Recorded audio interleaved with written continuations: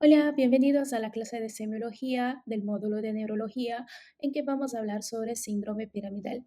Yo soy Mariana y espero que disfrute la clase. Bien, entonces, antes de hablar de síndrome piramidal propiamente dicho, tenemos que entender qué es la vía piramidal. Y la vía piramidal nada más es que la vía en que nosotros tenemos una orden voluntaria motora y la queremos realizar. Entonces, el trayecto de la señal que sale de la corteza hasta llegar a nivel de la motoneurona inferior. Entonces, cuando queremos hacer un movimiento voluntario, lo primero que pasa en el sistema nervioso es, nosotros tenemos el área 4 de Brodmann, que es la corteza motora primaria, y entonces las fibras de la motoneurona superior van a descender. Pasan primero por la cápsula interna, después pasan por la médula oblongada. A este nivel se encuentran las pirámides. Estas pirámides son tan importantes que dan al nombre de la vía, son las pirámides vulvares. Y esto porque en este segmento es donde estas fibras se decusan. No se olviden que la palabra decusar es literalmente pasar de un lado al otro del cuerpo. Pero hay algo particular en esta vía que es que 85-90% de estas fibras sí van a decusar al lado contralateral, pero 15% van a seguir del lado ipsilateral hasta encontrar a la motoneurona inferior, ¿sí? Y entonces, resumiendo, ¿qué hace esta vía? Bueno, esta vía tiene la función de planificar, modular y enviar la orden motora voluntaria hasta el músculo. Y además de esto, algo muy importante es que inhibe muchos de los reflejos espinales. Bien, pero ojo acá, cuando estamos hablando de síndrome piramidal, estamos hablando del todo el trayecto de la motoneurona superior, o sea, de la primera neurona que sale desde la corteza, área 4 de Brodmann, hasta llegar a la motoneurona inferior, pero la motoneurona inferior no participa de esta vía. Bueno, teniendo esto en claro, nosotros tenemos que pensar, ok, entonces para tener un síndrome, ¿por qué hubo un daño a esta vía? ¿Y cuáles son las causas posibles para que haya un daño a esta vía? Bien, las causas pueden ser múltiples, desde causas adquiridas como causas congénitas, ¿sí? Las principales son el ACV isquémico o hemorrágico, principalmente a nivel de la cápsula interna. También están los traumas medulares, la esclerosis múltiple, tumores del sistema nervioso central, las mielopatías, como por ejemplo una compresión medular, y la esclerosis lateral hemiatrófica. Pero ojo, porque la ELA es un síndrome mixto. ¿Por qué? Porque afecta la neurona motor superior y también la motoneurona inferior. Bien, entonces si tenemos un daño en una vía que planifica, que modula movimientos voluntarios y también inhibe muchos de los reflejos espinales, ¿qué voy a ver si hay un daño? Bueno, alteraciones a estos niveles. Entonces, el síndrome, no se olviden que definición de síndrome es un conjunto de signos y síntomas, ¿ok? Entonces, vamos a ver una debilidad que se llama paresia, pero además de la paresia, nosotros podemos tener plejía. La diferencia entre la paresia y la plejía es que la paresia es algo parcial, o sea, el músculo no va a estar paralizado 100%, mientras que la plejía, sí. Pero ¿por qué en el síndrome piramidal tenemos más paresia que plejía? Por lo que hablamos anteriormente. A nivel de las pirámides vulvares, 85% de CUSA, ¿no? Entonces, 15% del lado ipsilateral va a estar compensando. Y con este dato, nosotros también podemos inferir en qué zona de la vía está siendo lesionada. Pero, ¿cómo así? Si sabemos que a nivel de las pirámides vulvares hay una decusación, todo que sea por encima de las pirámides, el daño va a ser contralateral, porque a este nivel las fibras todavía estaban juntas. Entonces vamos a tener una paresia de 85% contralateral y algo también ipsilateral, homolateral. Ahora, si la lesión es por debajo de las pirámides vulvares, la fibra ya está decusada, Entonces, la paresia vamos a tener directamente del lado contralateral. Y el lado opuesto, bueno, 15% estaría afectado, ¿no? No, la verdad es que no, porque básicamente lo que pasa a este momento, estas vías ya están separadas. La vía contralateral está viajando por el fascículo descendente lateral, mientras que el lado ipsilateral está viajando por el fascículo descendente ventral o anterior. Seguimos. Entonces, además de esto, esta vía funcionaba con la inhibición de los reflejos. Si la vía está dañada, estos reflejos van a estar pronunciados. Y entre estos tenemos la espasticidad. La espasticidad es el aumento del tono muscular. Entonces tenemos este hipertono a nivel de la lesión. Nosotros lo que vamos a observar es un aumento de la tensión al momento de hacer una maniobra en el miembro del paciente. Entonces, si, por ejemplo, agarramos uno de los miembros superiores y empezamos a hacer un movimiento de hacia adelante y hacia atrás, cuanto más rápido hacemos, esto es importante porque la espasticidad y una hipertonía velocidad dependiente. Entonces, cuanto más rápido vamos haciendo este movimiento de flexión y extensión, este brazo va quedando cada vez más rígido. No me gusta utilizar la palabra rígido porque a veces las personas después se confunden con la idea de la rigidez del síndrome extrapiramidal. Pero ustedes no se confunden porque estamos explicando acá, ¿ok?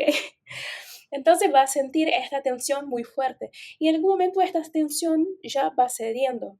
Pero lo interesante de todo esto es que hay un signo, porque si tú lo sueltas de forma brusca, el paciente va a volver con violencia hasta la posición inicial, porque tiene esta tensión muscular, este hipertono. Bien, ok, seguimos entonces. Después tenemos la hiperreflexia. La hiperreflexia va a ser cuando nosotros vamos a evaluar los reflejos osteotendinosos y ahí vamos a notar que hay un aumento del área de percusión para la realización de este reflejo. Explico un poco más simple.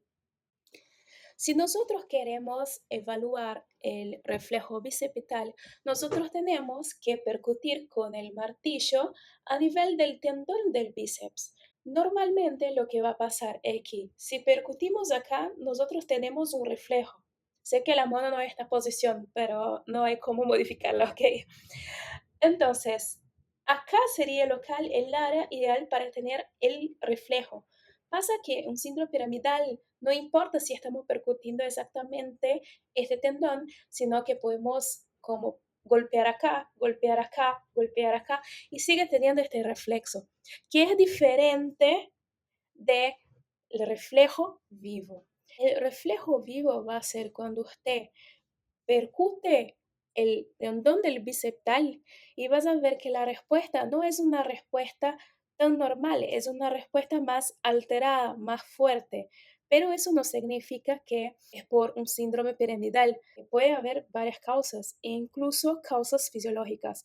Una persona que ella es muy delgada, una persona que mujeres en general tiene esta percusión más fuerte, este reflejo más fuerte, y también otras situaciones no fisiológicas, como el caso del hipertiroidismo.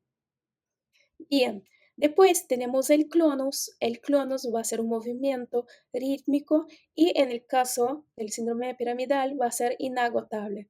¿Qué significa esto? Bueno, nosotros hacemos alguna maniobra, por ejemplo, agarrar el pie del paciente y hacer una dorsiflexión del pie. Este momento que hiciste esto, va a haber este clonus, esta contracción, estas mini contracciones que tiene a nivel de la pantorrilla y estas contracciones no van a ceder hasta que tú dejes de hacer la maniobra. Y un signo que es muy específico y muy importante que tienen que saber sí o sí es el signo de Babinski. Con el signo de Babinski, nosotros tenemos un problema con la nomenclatura, porque en realidad este reflejo, el reflejo que vamos a evaluar se llama reflejo plantar cutáneo, ¿ok? Pero es normal en la vida clínica nosotros decir si hay un Babinski positivo o un Babinski negativo, pero el nombre correcto sería plantar cutáneo. Antes de hablar un poco de Babinski, que vamos a hablar con más detalle, quiero que queden claro que además de todo esto que hablamos, el paciente puede tener una marcha, que es una marcha que tiene varios nombres, que puede ser la marcha de Todd, la marcha en guadaña y la marcha en segador, que sería básicamente un paciente que llega con una marcha, con la pierna extendida y dura. Y el momento que va caminando, va haciendo este movimiento en C. Una pregunta clásica de exámenes de semiología es, bueno, frente a un paciente con síndrome piramidal, ¿siempre vamos a ver esta clínica? Y la respuesta es que no, porque esta clínica del síndrome piramidal solo aparece después de días y semanas. Al momento que el paciente tiene alguna afectación, como una CV, que es la fase aguda, el paciente va a cursar con hipotonía y arreflexia, porque puede haber pasado un shock medular o un shock cerebral. Entonces es como si todos los cables fueran cortados. Todavía no hay ningún mecanismo compensatorio. Todavía no hay ninguna respuesta. Entonces no existe señal. Tenemos hipotonía y tenemos arreflexia. Si ustedes por alguna razón ya estudiaron síndrome de la motoneurona inferior y esto te sonó, después vamos a tener una clase de esto, ¿eh? Pero si esto te sonó, quizás te preguntes, pero ¿cómo voy a saber si está tratando de un síndrome de motoneurona inferior o si estamos hablando de un síndrome piramidal de fase aguda? En la en el síndrome piramidal siempre, siempre, siempre vamos a tener Babinski positivo y clonus presente. Esa es la clave. Ahora vamos a hablar más sobre Babinski. Como les había dicho, Babinski va a ser nuestra maniobra de oro para hablar sobre síndrome piramidal. Y la maniobra consiste en agarrar algo filoso y pasar, sin pinchar al paciente, solo pasar, ¿ok? Entonces empieza desde abajo y va subiendo por el P, desde el talón hasta los dedos, hasta llegar al hallux, al dedo gordo, ¿sí? La respuesta normal, fisiológica de nosotros va a ser hacer una flexión con los dedos, como está en esta imagen en la parte inferior. Entonces, cuando estamos presentes a un síndrome piramidal, lo que vamos a ver es la imagen de arriba, que es esta extensión de los dedos, la dorsiflexión de los pies. ¿Y qué son los sucedáneos? Los sucedáneos nada más son que las derivaciones de la maniobra de Babinski, o sea, cómo podemos hacer Babinski, pero el resultado de estas maniobras va a ser siempre la misma. Es positivo cuando tiene la extensión de los dedos. Existen mucho más maniobras de las que estoy mostrando acá, pero voy a explicar las tres, ¿ok? Entonces tenemos la Oppenheimer, que es básicamente pasar la mano por la tibia anterior, ¿sí? Desde arriba hacia abajo, llegando a la altura del tobillo. Y ahí va a tener, es positivo si hay la hiperextensión. Después tenemos Gordon, nosotros apretamos a nivel del tríceps sural. Y el Schaefer es cuando nosotros presionamos a nivel del tendón de Aquiles. Existe también uno que es considerado un sucedáneo a nivel de miembros superiores. Estamos hablando de Hoffman, también muy tomado en exámenes de semiología. Hoffman básicamente lo que tienes que hacer es agarrar la mano del paciente. Con el dedo del medio nosotros vamos a hacer como si fuera un chasquido haciendo este movimiento y el paciente lo que va a hacer es cerrar el índice con el pulgar, ¿sí? Va a hacer esto y la respuesta es hacer esta cerrándose así. No es patogmónico del síndrome piramidal, se puede ver también en la hipocalcemia. El Babinski sí es patogmónico, pero les dejo un detalle. A los neonatos y niños hasta 2 años es fisiológico, ¿ok? ¿Qué otras maniobras podemos hacer para evidenciar el síndrome piramidal? La motilidad voluntaria, nosotros ya hablamos que es la marcha de Todd, pero también podemos evaluar la fuerza muscular. Nosotros tenemos las maniobras de Mingasini superior, Mingasini inferior y maniobra de Barré. La Mingasini superior lo que va a hacer es muy parecida con la de la CV. Tú pides al paciente para extender los brazos frente a él, pero a su vez no necesita estar en supino, puede ser en prono, ¿ok? Entonces pide para el paciente cerrar los ojos y el lado debilitado se cae. Ahora, si tenemos migración inferior, podemos el paciente en decúbito supino y pedimos para hacer una flexión con los muslos. Y entonces esperamos. El paciente, obviamente todos se van a cansar en algún momento y van a bajar las piernas, ¿ok? Lo que pasa es que un paciente con síndrome piramidal lo que va a hacer es bajar primero el lado afectado. Y después tenemos una maniobra que es una maniobra que se llama barré. Esta ponemos el paciente en decúbito prono y pedimos para hacer la flexión de las pantorrillas, de las piernas. Entonces, al momento que hizo eso, es lo mismo. La pierna debilitada va a caer primero. Después tenemos otros reflejos, ¿sí? Que serían los cutáneos superficiales. Estos reflejos van a estar abolidos porque básicamente es una comunicación entre los reflejos superficiales, como dice su nombre, que tú haces un estímulo en la piel, y la vía piramidal haciendo la contracción. Entonces hay la abolición de estos reflejos. Por lo general se utiliza solo el abdominal, ¿ok? Pero existen el cremastérico y el anorrectal, para que sepan. Y después tenemos los movimientos asociados involuntarios, que ya hablamos del Cronos, ahí tienen una imagen para que puedan visualizar el Hoffman, que también recién hablamos, y las cincinesias. Las cincinesias nada más es que cuando el paciente hace movimientos voluntarios, otra parte del cuerpo que no está estimulada también va a hacer algún movimiento. Las cards lo que hacemos es, hago la pregunta y ustedes si quieren pausen para pensar y después sigan el video. Son 5 preguntas, ¿ok? Bueno, primera pregunta, ¿qué función controla el sistema piramidal? Motricidad voluntaria fina. ¿Se acuerdan que sistema piramidal nosotros queremos hacer el movimiento voluntario? Entonces sale desde la corteza 4 de Brodmann, pasa por la cápsula interna de Cusa en las pirámides vulvares y termina en la motoneurona inferior. ¿Cómo reconozco el sistema piramidal en el examen físico? Tenemos que evaluar la debilidad, o sea, podemos hacer Mingasini superior, Mingasini inferior, barré.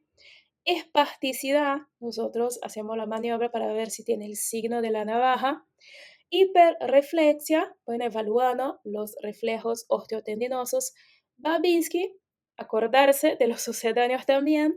Y clonos, haciendo la dorsiflexión del pie y es inagotable. ¿Qué caracteriza la espasticidad? La hipertonía, velocidad dependiente con signo de navaja. Entonces, acuérdense de esto. Estoy haciendo el movimiento y si acelero este movimiento, voy a sentir más hipertonía, más tensión. ¿Cuáles son los sucedáneos de Babinski? Open high, tibia anterior, ¿se acuerdan? Gordon, tríceps sural.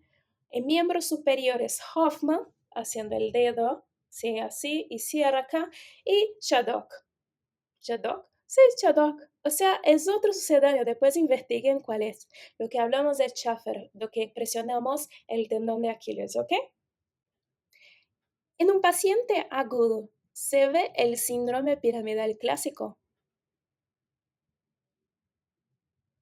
Y no, el paciente presenta hipotonía y arreflexia.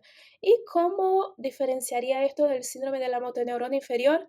Ustedes ya saben, el paciente va a tener Babinski positivo y clonos inagotable.